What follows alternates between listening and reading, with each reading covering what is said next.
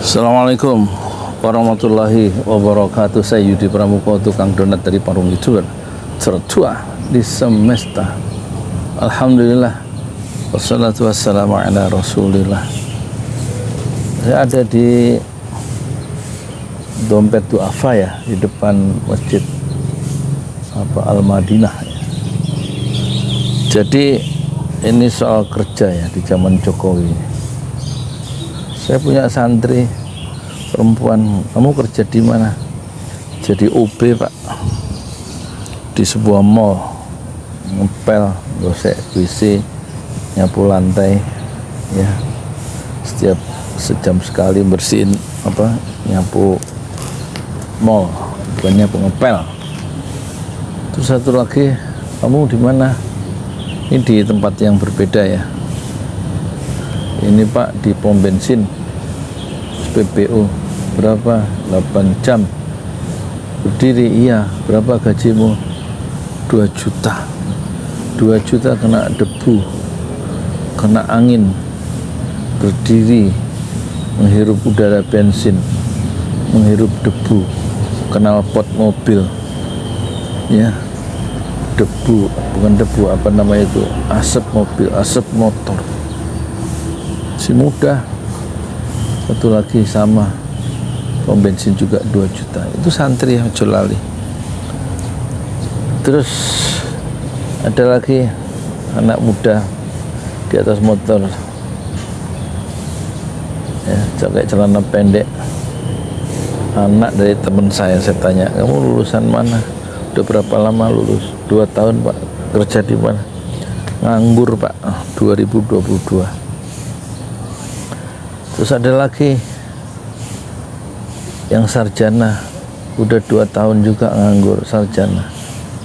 Terus ada lagi ibu-ibu ngirim SMS ke WA, Pak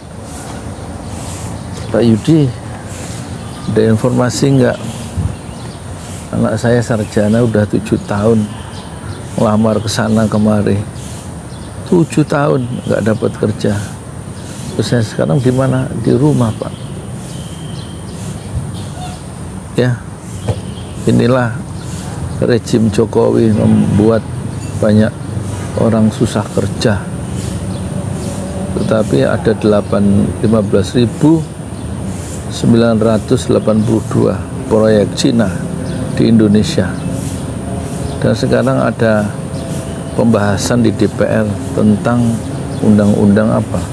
Bukan hanya impor, sekarang kan impor petani Cina. Coba itu, petani akan didatangkan, betul nggak itu? Saya lihat perdebatannya di TV itu.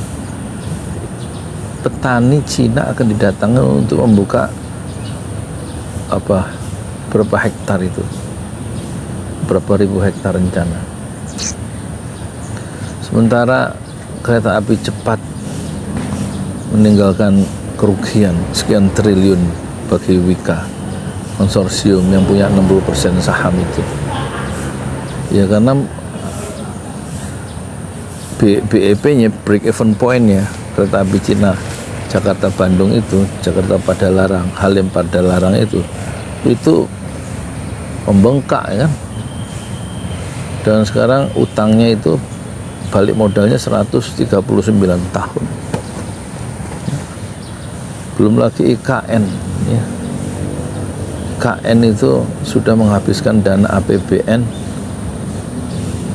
74 triliun kalau nggak salah ya, 74. Prabowo kebagian 16 triliun untuk anggaran yang sudah disetujui 90 triliun. Padahal janjinya Jokowi itu IKN awalnya mengandalkan investor, tapi sekarang dia pakai APBN. Sama dengan kereta api cepat itu katanya B2B. B2B itu bisnis to bisnis ya. Bisnis antara BUMN Cina dengan BUMN Indonesia, tapi akhirnya uang rakyat dipakai untuk biaya kereta api cepat Cina ya. Belum lagi Bandara Kertajati yang main bangun aja dengan menempati lahan-lahan petani, dan kita lihat ya, polisi bentrok dengan petani yang sawahnya nggak mau dijual. Di Metro, di TV One itu saya lihat polisi yang dibenturkan dengan rakyatnya sendiri, dengan petani di tengah sawah mereka berkelahi membebaskan tanah untuk Kertajati, dan sekarang mangkrak Kertajati, nggak ada penerbangan ke sana ya. Dan bukan hanya nggak ada penerbangan, perawatan setiap bulan 5 miliar diambil dari APBD, anggaran pendapatan belanja daerah Jawa Barat. Coba itu. Jadi yang penting itu dalam dentam roda pembangunan itu sebenarnya manusianya itu sejahtera apa enggak ya, buat apa bangun sana bangun sini orangnya keleleran ya. Kalau anak-anak pejabat itu dapat kerja mudah karena ada fasilitas, ada koneksi. Kalau rakyat susah cari kerja tuh, rakyat yang nggak punya koneksi kan.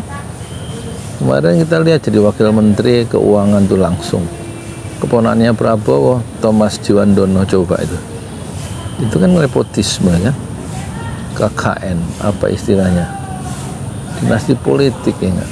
Prabowo jadi presiden, ponaannya gampang jadi wakil menteri. Untuk pergantian kemarin, bukan pergantian, diangkat menteri oleh Jokowi.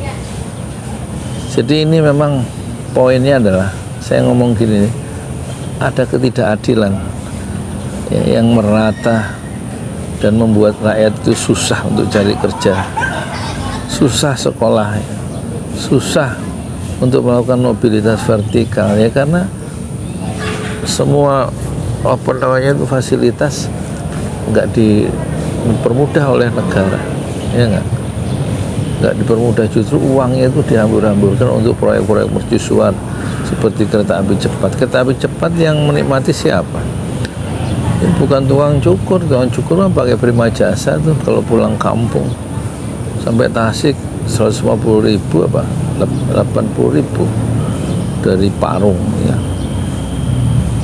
Padahal kereta api cepat tuh 300.000 ongkosnya, 200.000 sampai pada larang ya. Ya, mendingan mereka pakai bis prima jasa atau bis Budiman sampai kampung. Ya mungkin mereka naik sekali-sekali untuk pengen tahu, habis itu ya sayang duitnya 300.000 hanya untuk 45 menit ya. Nyari susah, mendingan naik bis biasa lewat Cipularang gitu. Itu apa kepentingannya IKN kecuali ke proyek kebanggaannya Jokowi dan oligarki.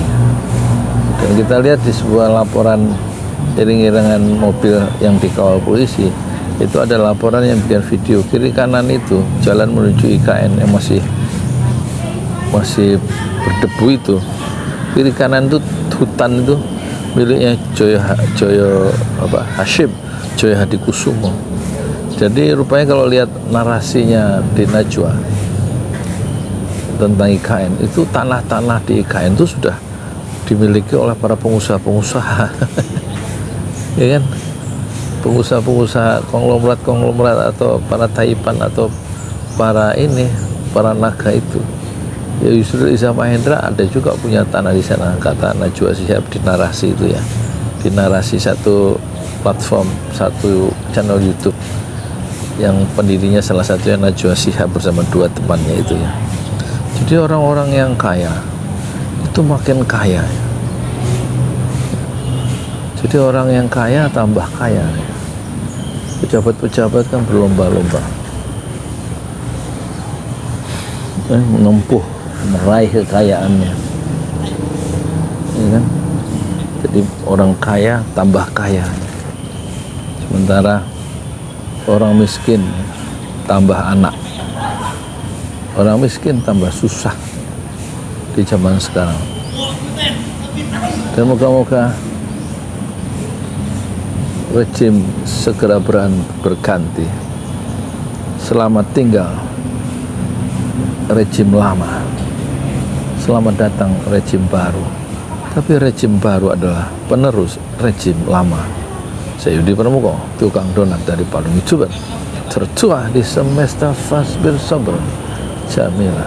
Bersabarlah dengan kesabaran yang indah. Assalamualaikum warahmatullahi wabarakatuh.